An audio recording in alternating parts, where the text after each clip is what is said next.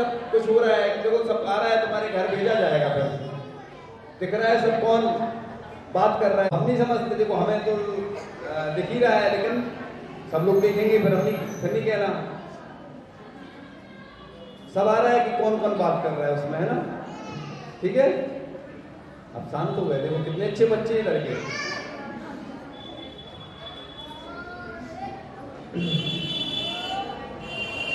आज हमने बोला था कि एक माँ की कहानी सुनाएंगे। तो एक माँ थी और वह माँ अपने बच्चे के साथ रहती थी, और वह बच्चा जो था वह गरीब अवस्था में था। उसकी माँ सिलाई आदि करके उसका गुजारा करती थी, उसको पढ़ाती थी। और उस माँ ने उस बच्चे के साथ बहुत मेहनत की, और मेहनत वह करती गई माँ। और बच्चा धीरे धीरे पहले गांव में था, फिर गांव से बड़े नगर में, बड़े नगर से और बड़े नगर में, फिर शहर में, फिर धीरे धीरे वह ऐसे ही पढ़ता गया, बढ़ता गया, पढ़ते पढ़ते वह बहुत बड़ा हो गया। अब वह जो बच्चा था वह बच्चा नहीं रहा, अब वह बहुत उम्र में बड़ा हो गया। अब जैसे ही बच्चा जब बड़ा हो गया, पढ़ते पढ़ते वह उसकी सर्विस लग जाती है और विदेश में पहुंच जाता है वह लड़का। और जैसे ही विदेश में पहुंच जाता है, और विदेश में पहुंचने के बाद जो गांव में रहती थी माँ, अपने बच्चे से मिलने के लिए जाती है, और अपने बच्चे से मिलने को जाती है, और वह जो उसका मित्र था, मित्र के साथ जाती है और पहुंच जाती है बच्चे से मिलने को। और मिलने जब जाती है तो बच्चा जो उसका लड़का था वह पहचान नहीं पाता है। और उस माँ की क्या स्थिति होती है, ये चुनिंदा पंक्तियों के माध्यम से आज बताएंगे कि स्थिति क्या होती है। आज सिर्फ विभिन्न माध्यम से यही चर्चा होगी। मेरी माँ ने कहा था बेटा तुम उस पथ में बढ़ जाना, जिस पथ में शिव पथ हो उस पथ को बेटा पा जाना। पीछे न कदम रखना, न कभी तू घबराना, रणभूमि में योद्धा की तरह तू प्राण गवा देना। माँ की लाज बचा लेना, माँ की लाज बचा लेना। रस्ते हैं बड़े ऊबड़ खाबड़ पर मंजिल सुंदर है, नौका न छोड़ देना बेटा लंबा ये समुंदर है।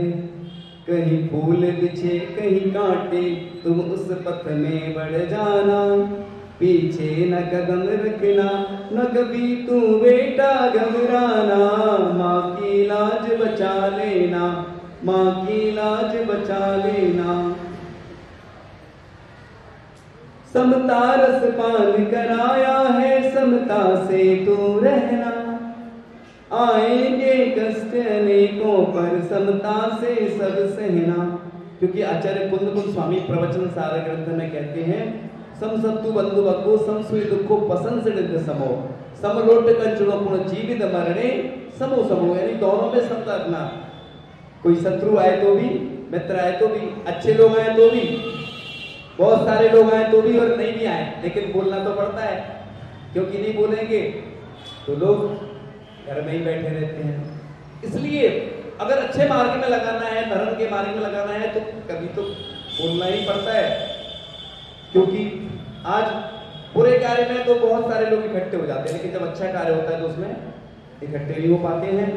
तो जैसा कुंद स्वामी ने कहा कि चाहे शत्रु चाहे मित्र हो, चाहे कांच हो चाहे कनक हो, चाहे फूल हो चाहे कांटे हो, दोनों में समता रखना। कहीं नाम कहीं बदनामी, तुम्हें अब सब कुछ है सहना। आज प्रसिद्धि भी बहुत चलती है, नाम हो जाता है ना, कोई अच्छा काम करता है तो पूरी दुनिया में प्रसिद्धि फैलती है, और कई बार कोई बुरा काम करता है तो उसकी भी उस रूप में प्रसिद्धि फैलती है। पीछे न कदम रखना, न कभी तुम बेटा घबराना, माँ की लाज बचा लेना, माँ की लाज बचा लेना। केस लौच हाथ से करना और लंबा बिहार पैदल, जीवन में न तू खोना बेटा तुम अपना आत्मबल।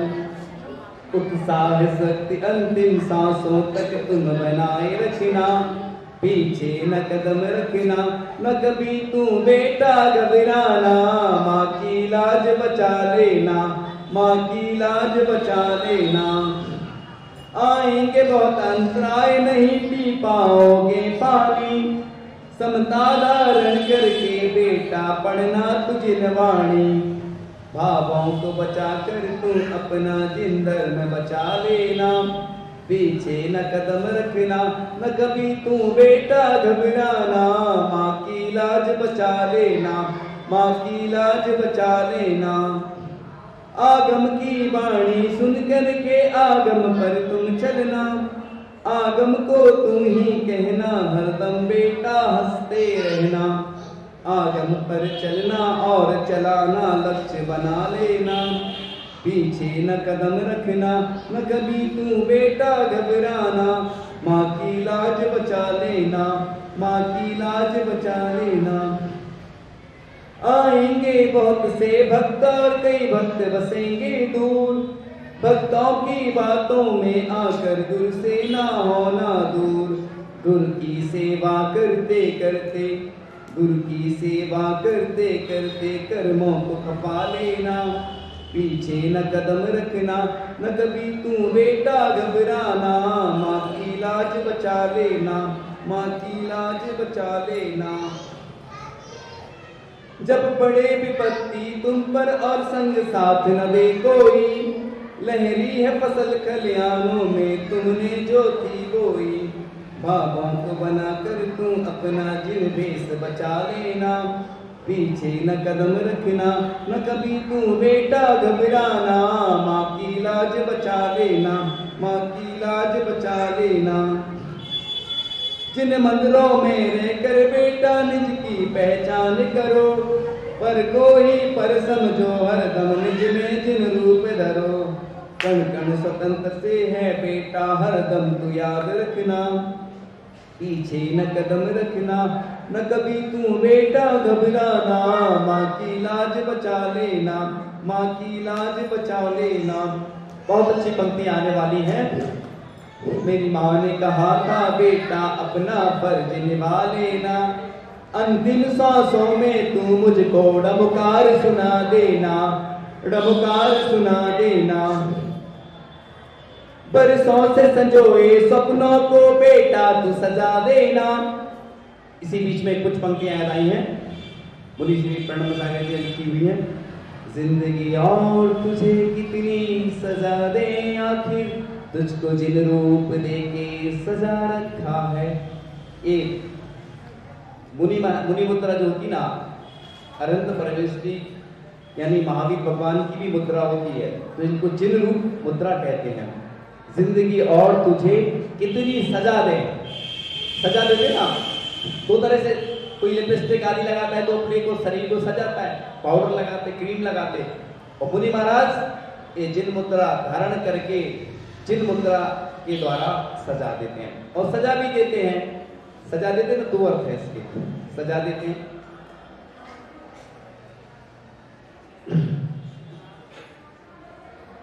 बरसों से सजाए सपनों को बेटा तू सजा देना, बेटा है तू अपनी माँ का दुनिया को बता देना, माँ का कर्ज चुका लेना, माँ का कर्ज चुका लेना। 9 माह गर्भ में रखा था बड़ा कष्ट उठा करके, कहा जाता कि सबसे ज्यादा दर्द जो दांत की पीड़ा होती है, और एक गर्भ में जब संतान उत्पन्न होती गर्भ से तो तब बहुत पीड़ा होती है माँ को। तो 9 माह गर्भ में रखा था बड़ा कष्ट उठा करके, घर से बाहर ना कर देना बेटा ठोकर दे के, छोटी सी जगह दिल में तू बना मुझको बसा लेना, बेटा है तू अपनी माँ का दुनिया को बता देना, माँ का कर्ज चुका लेना, माँ का कर्ज चुका लेना। गीले में सोती थी तुझको सूखे में सुलाती थी, रातों रातों जग कर तुझको लोरियां सुनाती थी, गोदी में उठाया है तुझको कांधा तू लगा देना, बेटा है तू अपनी माँ का दुनिया को बता देना, माँ का कर्ज चुका लेना, माँ का कर्ज चुका लेना। भूखी प्यासी रहती थी मगर मैंने पेट भरा तेरा।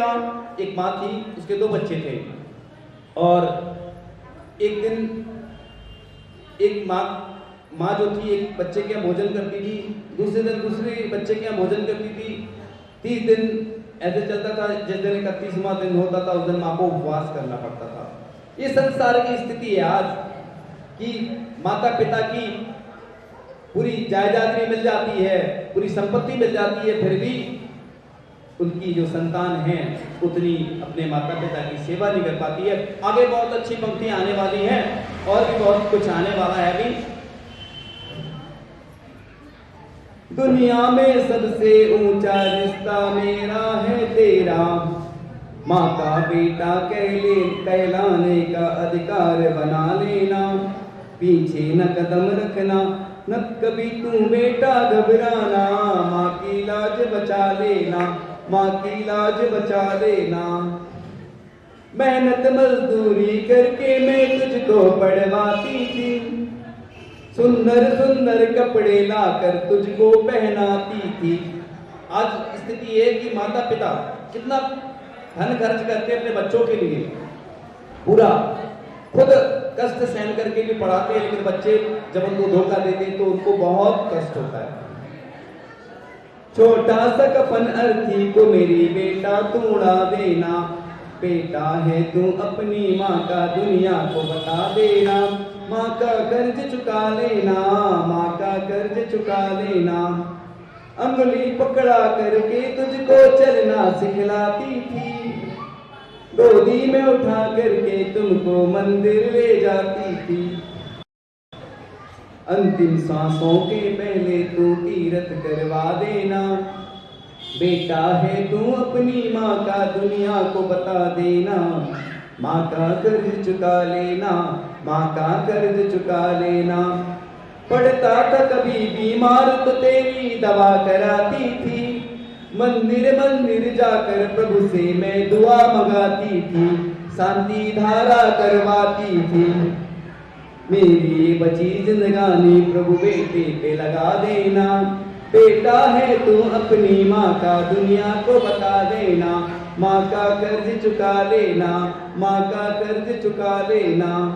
लगती थी अगर कहीं चोट तुझे दिल मेरा रोता था, विश्राम तभी करती थी मैं जब लाल तू सोता था, हो जाए अगर पीड़ा मुझ में नजरे न हटा लेना, पीछे न कदम रखना कभी तू बेटा घबराना, माँ की लाज बचा लेना, माँ की लाज बचा लेना।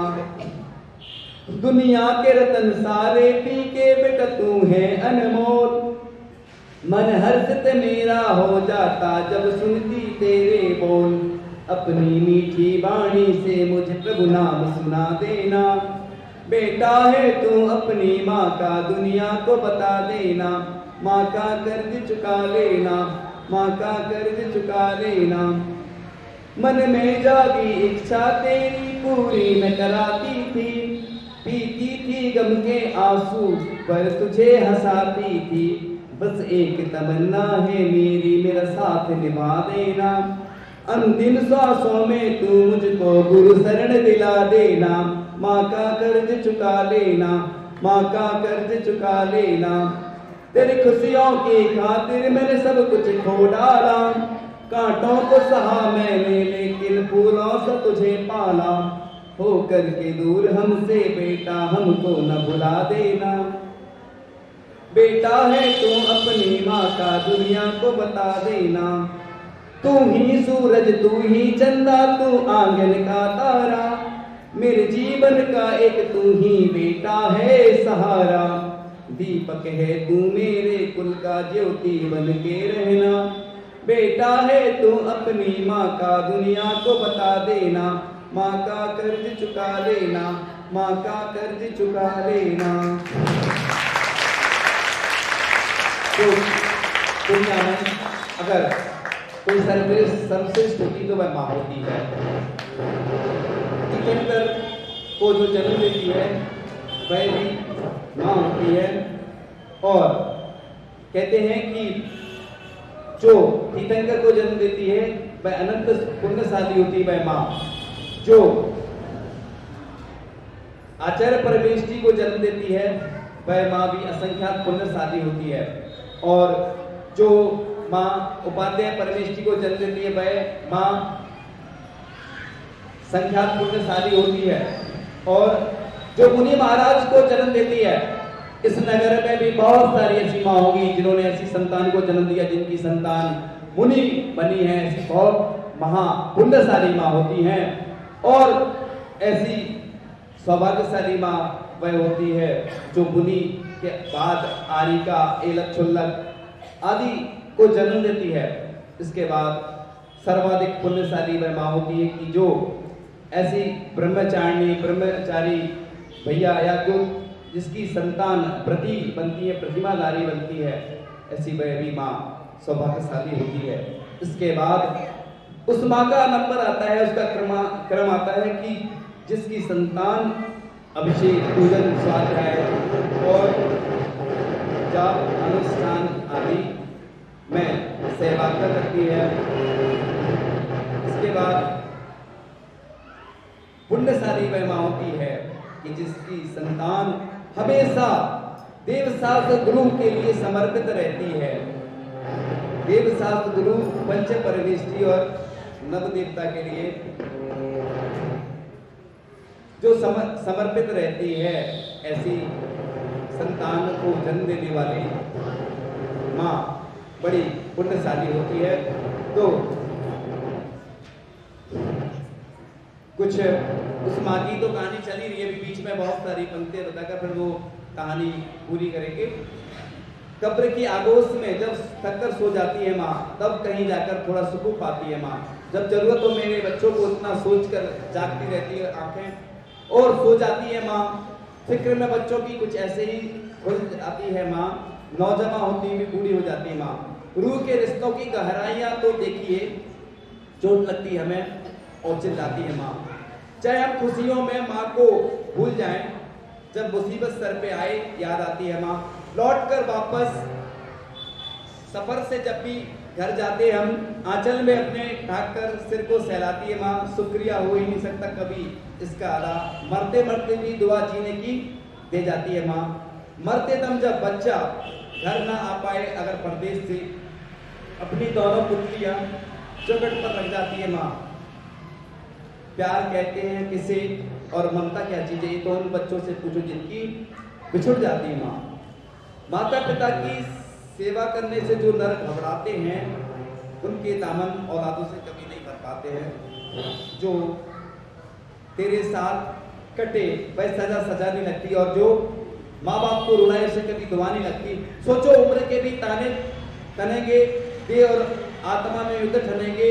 नश्वर शरीर युद्ध यूं ही हार जाएगा, तुमको भी कोई यूं ही बिसार जाएगा। यानी आप भी कर्मों के संताप बनोगे, आप भी कभी माँ बाप बनोगे। काल चक्र सभी को निचोड़ देते हैं, आश्रमों में लाकर हमें छोड़ देते हैं। बरसों पहले चली गई माँ, तभी हुआ ये हाल। थाली में कौन परोसे तड़के वाली दाल। तो हाथ खुरदरा, कोई बूढ़ी माँ भी होती है, सबकी माँ अलग अलग होती है। पूज्य ज्ञान सागर जी महाराज थे, वह भी आचार्य श्री विद्यासागर जी महाराज के कौन थे, माँ थी वो, है ना। ज्ञान सागर जी महाराज कौन थे, माँ, यानी माता पिता थे। और जितवाड़ी भी हमारी माँ है। आज जितवाड़ी की जो स्थिति हो रही है उसके बारे में फिर कभी चर्चा करेंगे। तो आचार्य श्री की उम्र लगभग 20 वर्ष के आसपास थी और उनकी कितनी थी, 80 वर्ष के आसपास चौगली उम्र थी। तो वृद्धों के हाथों में भी, वृद्धों की झुर्रियों में भी हजारों अनुभव लिखे होते हैं। इसलिए एक बार हमने कहा था कि आचार्य जी के पास कितने वर्ष का अनुभव है, 82,000 वर्ष का, क्योंकि एक झुर्री पे हजारों अनुभव लिखे हैं। तो उनकी उम्र लगभग 80-82 साल की थी जब, तो इतने साल का अनुभव आचार्य जी के पास है। और इम्तिहानों की रात हम पढ़े नहीं कुछ खास, पास हमें करते रहे तेरे व्रत उपवास, कड़ी धूप बनकर कभी आए जो हालात, तेरा आंचल पार कर आ न सके वो पास। इस तरह मेरे गुनाहों को वो धो देती है। माँ बहुत गुस्से में होती तो रो देती है, और माँ ऐसी शख्सियत होती कि जब देखती है, सुनो सुनो इधर सुनना है, देखो, पिन ड्रॉप साइलेंस। माँ ऐसी शख्सियत होती जब देखती है कि 5 लोगों के लिए मिठाई के 4 ही टुकड़े हैं, तो वह तुरंत साफ साफ कह देती कि मिठाई मुझे बिल्कुल पसंद नहीं है। जैसे आप लोग बोल देते ना कई बार चौके में, हम लोग समझ जाते हैं, इतना तो हम लोग समझते हैं, बोलते महाराज जी ने बहुत रखा है। तो एक तुम्हारे किसी को घर मिला हिस्से में, किसी के हिस्से में दुकान आई, मैं घर में सबसे छोटा था, मेरे हिस्से में माँ आई। तो जिस घर में माँ बाप की इज्जत नहीं होती है, उस घर में कभी भी बरकत नहीं होती। फटे कैलेंडर हो गए आज के माँ बाप, इन्हें कहाँ टांगे सोचते चुपचाप। तो चर्चा चल रही थी कि ये माँ ने जो अपने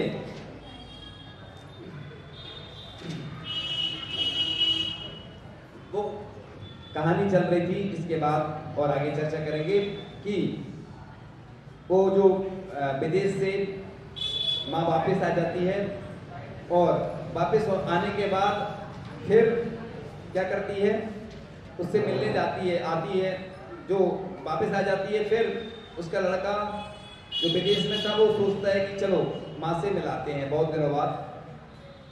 तो माँ ने कुछ लिखकर रख दिया था। पहले वह लड़का आता है और ढूंढता है इधर उधर, तो एक कागज का छोटा सा टुकड़ा उसको मिल जाता है। कागज का टुकड़ा जैसे ही मिलता है, वह पहले तो चाबी ढूंढता है, और मकान पुराना सा था, जीर्ण शीर्ण हो गया था। और जब उसने स्थिति देखी तो कुछ पंक्तियां हैं, वो बहुत प्रासंगिक पंक्तियां हैं। चलो चिड़िया हुआ पूरा, यहाँ का बुलाना है, पुरानी हो गई बस्ती, पुराना सियाना है, जहाँ ताला लगाते थे वो दरवाजा पुराना है, पुरानी हो गई बस्ती, पुराना सियाना है। तो उसको जब ये पंक्तियां याद आ रही थी और वह गुनगुना रहा था, और अपने जो पुराना मकान था उसको ढूंढ रहा था, मिल जाता है उसको, और देखता है कि जब स्थिति ऐसी है खराब, जीर्ण शीर्ण स्थिति में मकान को देखता है, और उसको एक कागज का टुकड़ा मिल जाता है।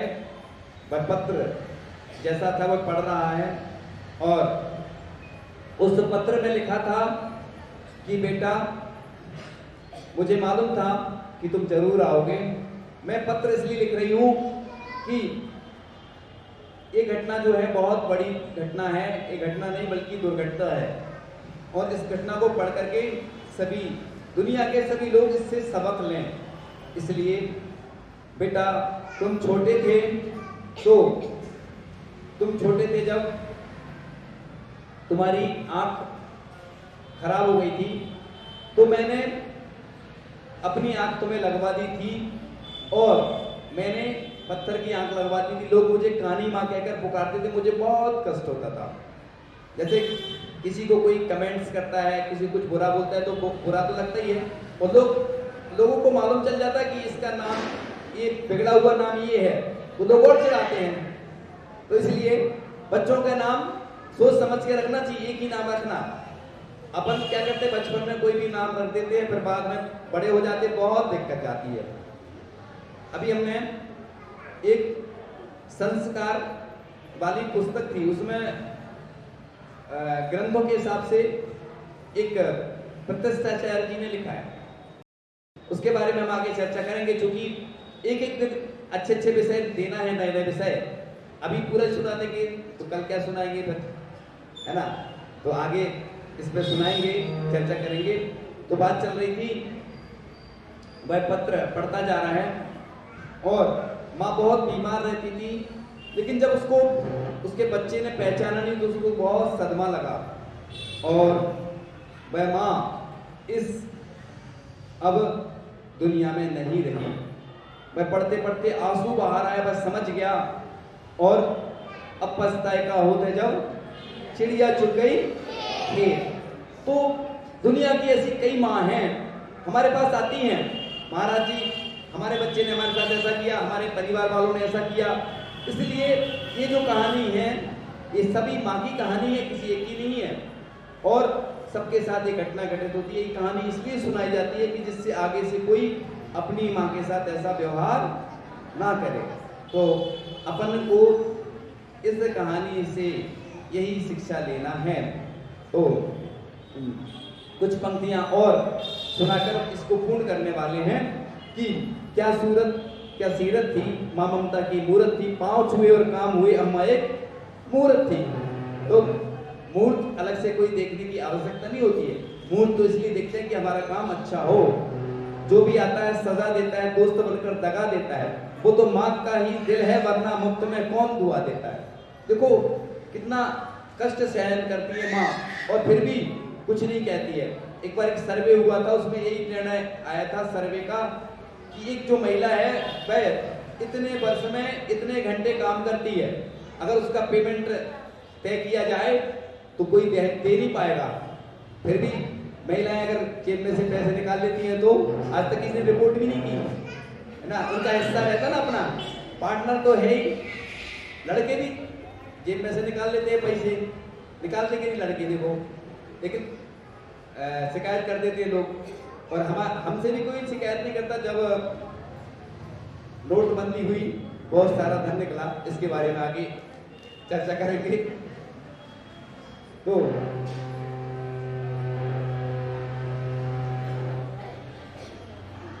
अब जो माँ थी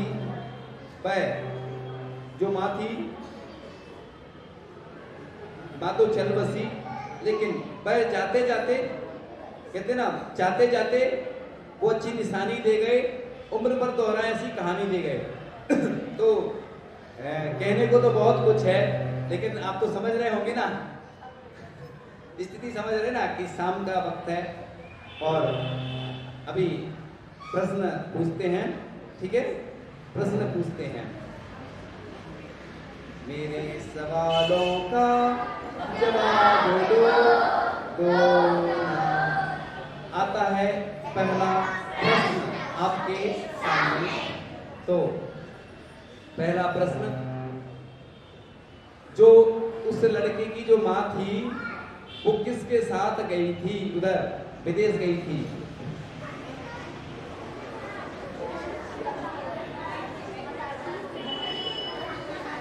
आज बच्चों के लिए भी बड़ों के लिए भी है, आज तो बड़े भी, क्योंकि सुनो बच्चों से रोज पूछते रहेंगे तो बड़े कहेंगे हमसे नहीं पूछते। हाँ सुनो, दोनों से पूछ रहे ना, जो हमें जिससे पूछना पूछेंगे।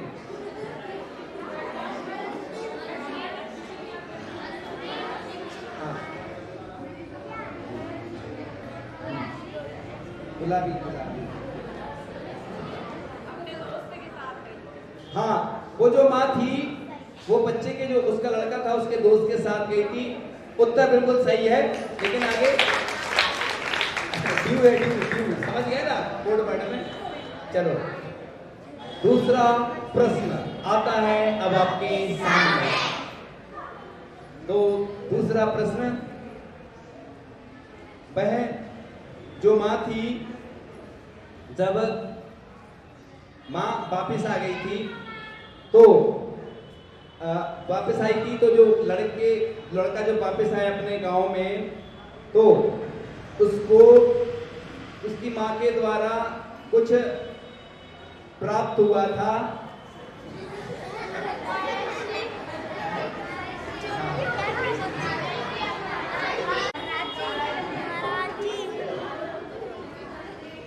क्या था संदेश, क्या था, मतलब उसमें संदेश किस माध्यम से प्राप्त हुआ था? हाँ? हाँ? क्या था, किस चीज में लिखा था संदेश?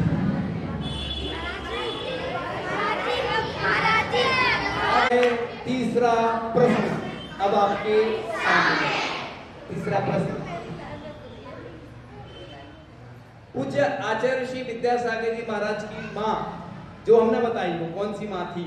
वो वाली माँ नहीं जो पहले जन्म दिया, वो वाली माँ नहीं थी। ये तो हमने पहले से स्पष्ट कर दिया, तो लोग नाम बताने लगे। वो कौन सी माँ थी? जब अब पीछे से पूछना ना,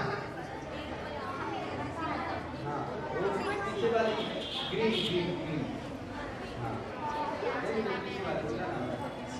बोले ग्रीन नहीं, वो, हाँ। पूज्य आचार्य श्री ज्ञान सागर जी महाराज, उत्तर बिल्कुल सही है। तो अब आया बच्चों का नंबर, क्योंकि दोनों से मेंटेन करना पड़ता है ना, बच्चों से भी और बड़ों से भी। तो ये जो प्रश्न आ रहा है, इसमें हमने ये पहले जो हमने बताया था उसी में से प्रश्न है। हमने ये बताया था कि ये जो कहानी सुनाई है वो किसकी है। एक बाकी है कि dot dot dot, fill in the blanks. एक हमने ये जो कहानी सुनाई है किसके लिए सुनाई है? बच्चों को कठिन हो सकता थोड़ा।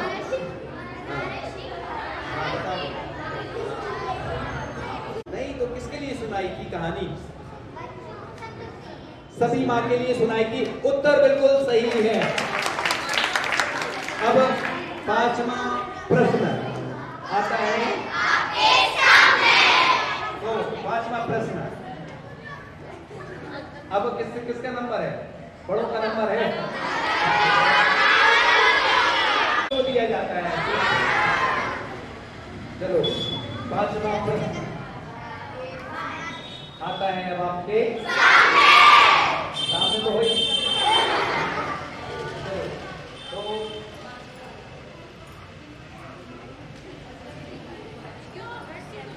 एक बात आई थी, एक माँ थी, उसके 2 बच्चे थे। तो कौन से दिन उसको भोजन नहीं मिलता था? कौन से दिन?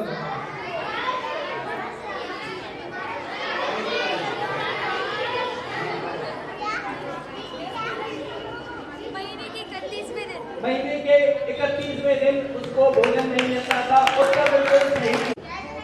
2 दिन से जो आपके सामने प्रश्न पूछे गए थे ना, पहले उनका गिफ्ट मिलेगा, उसके बाद आज का गिफ्ट मिलेगा।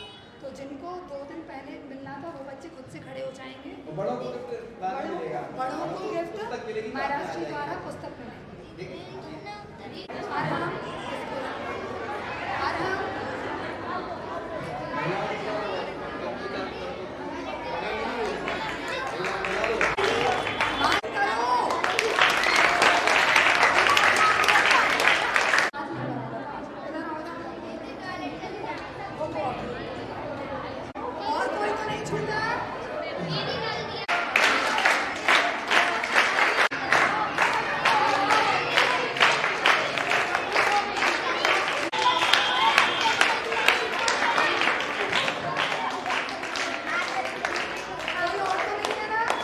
हमारे पास समय कम रहता है, दिन भी कम है, इसलिए उतने दिन में उतने समय में बताना है बहुत कुछ।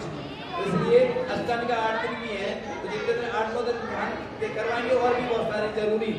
इसलिए कल से इसी है ना।